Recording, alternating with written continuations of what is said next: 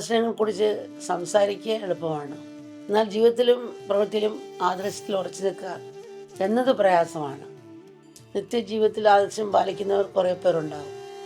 എന്നാൽ ആദർശത്തിൽ ഉറച്ചു നിന്നാൽ വലിയ നഷ്ടം സംഭവിക്കും എന്ന് തോന്നിയാൽ അവർ പോലും ആദർശത്തെ കൈവിടിയും. എന്നാൽ രാമൻ അങ്ങനെ ആയിരുന്നില്ല. ഇളകാത്ത ആദർശധീരതയും ധർമ്മനിഷ്ഠയും രാമൻ്റെ പ്രത്യേകതയായിരുന്നു.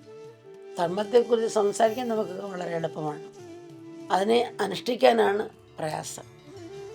ഒരാൾ സുഹൃത്തിനോട് പറഞ്ഞു, മദ്യപാനം ഉപേക്ഷിക്കുന്നത് എനിക്ക് വളരെ ബുദ്ധിമുട്ടാണ്. എന്നാൽ സുഹൃത്ത് മറുപടി പറഞ്ഞു, സുഹൃത്തെ, അതത്ര ബുദ്ധിമുട്ടുള്ള കാര്യമല്ല. ഞാൻ 20 തവണ മദ്യപാനം ഉപേക്ഷിച്ചിട്ടുണ്ട്.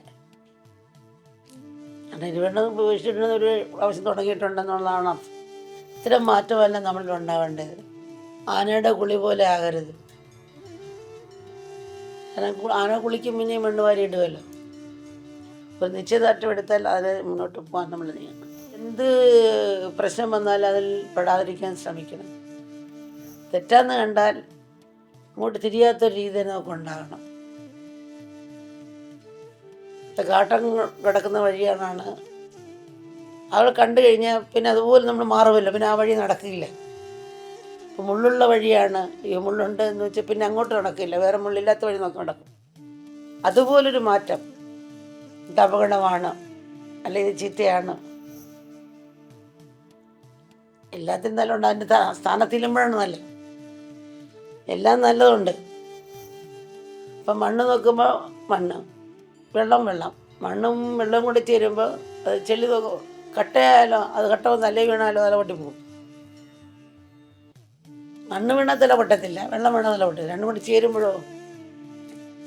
അപ്പം തന്നെ ഓരോന്നിൻ്റെ സ്ഥാനത്ത് നോക്കുമ്പോൾ അതിൻ്റെ ഉണ്ട്, പക്ഷേ ചേരണം.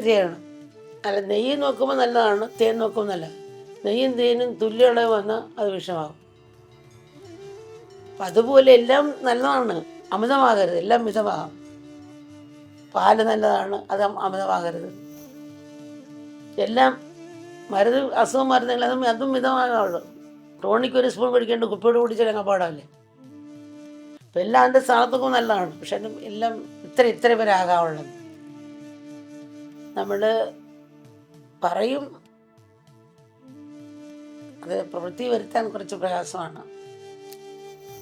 അങ്ങനെ വന്നാൽ ഈ ഭൂമി നമുക്ക് സ്വർഗമാക്കാൻ സാധിക്കുമല്ലോ.